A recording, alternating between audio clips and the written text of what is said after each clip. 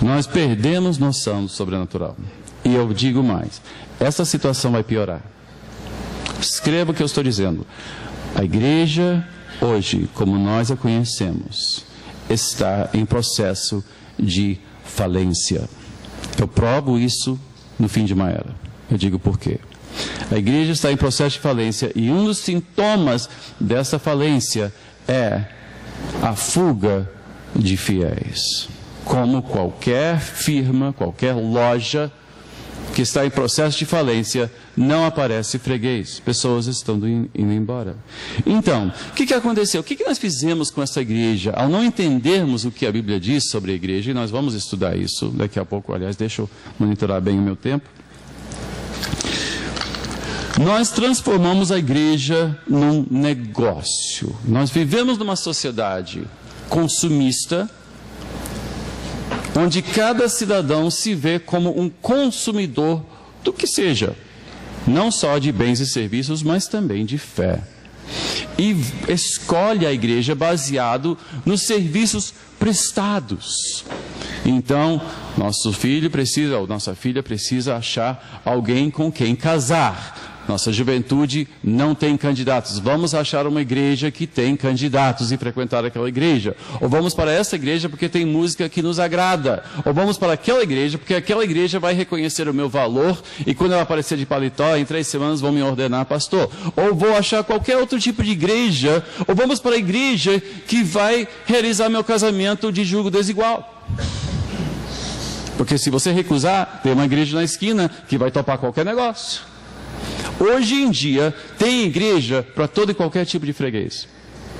Todo e qualquer tipo de sabor, de preferência e de necessidade percebida e ou real. Com isto, com a igreja sendo um negócio, nós temos feito dos pastores prestadores de serviços e contratados para tanto. Um pastor não é um funcionário contratado da Igreja de Jesus Cristo. Ele deveria ser um líder.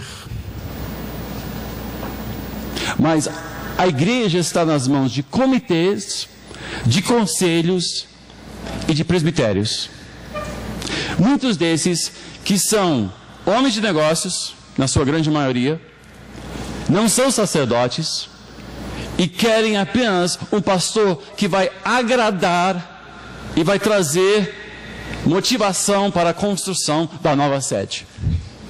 Alguém que sabe levantar dinheiro ou alguém que vai conseguir agregar mais membros. Então há uma procura por bons comunicadores e pessoas carismáticas que vão poder chamar. E certamente por homens que não vão sacudir o barco muito. Lá no Rio, um pastor estava pregando para a juventude da sua igreja e ele estava pregando duramente sobre as exigências da vida redimida.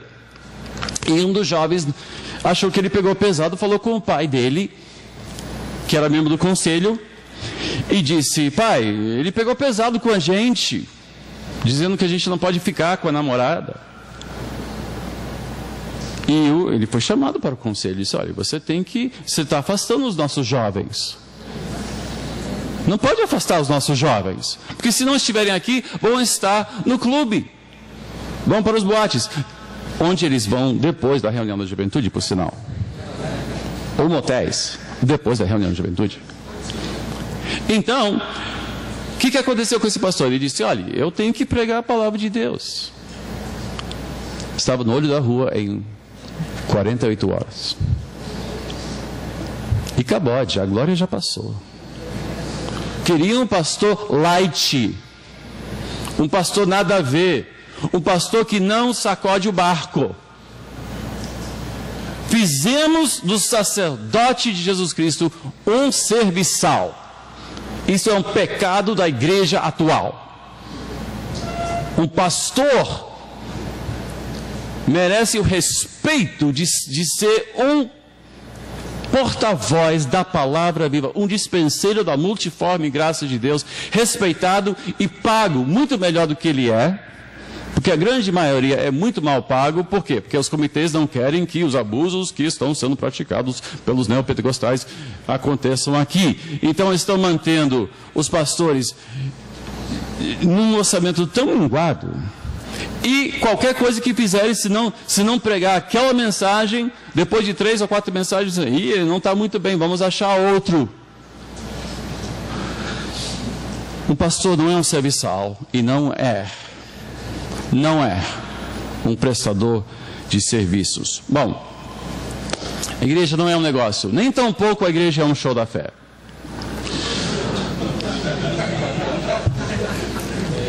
Eu peço desculpas se alguém da Igreja da Graça esteja aqui, mas o problema é que eu não estou me referindo à Igreja da Graça. Todas as igrejas atualmente evangélicas são shows da fé. Eu vou explicar por quê. Nós não discipulamos mais os nossos membros.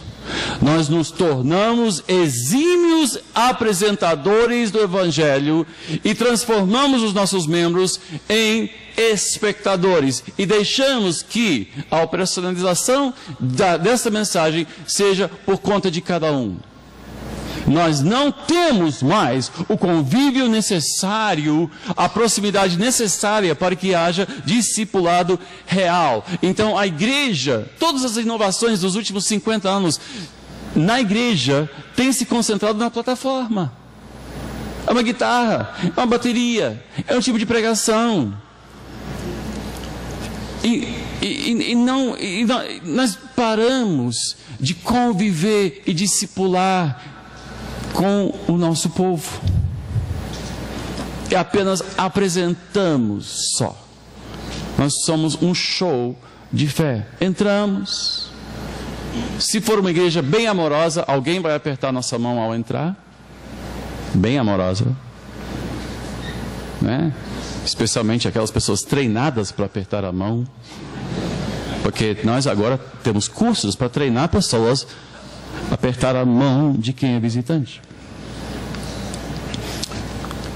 Entra, senta, assiste, dá uma oferta ou não. Dízimo também virou grande controvérsia.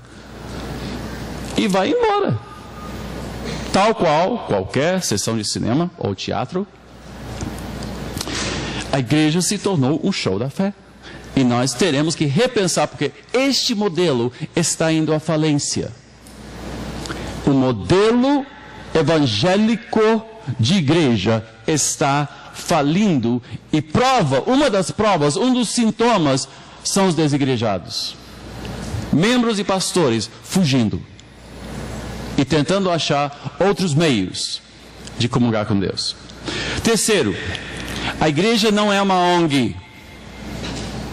Algumas das igrejas mais sinceras atualmente estão tentando resolver os problemas do mundo e estão tentando motivar seus jovens a se engajar em missões de socorro e de assistência. Só que não discipulam primeiro esses jovens.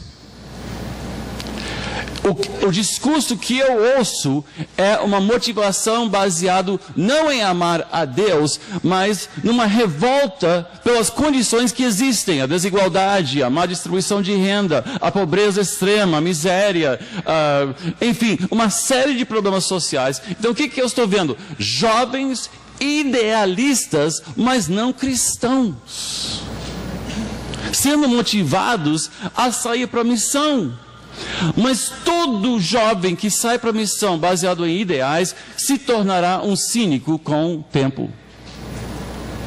Vai se tornar um desiludido, porque o mundo jaz no poder do maligno e tem gente que diz que isso é uma desculpa esfarrapada. Não é.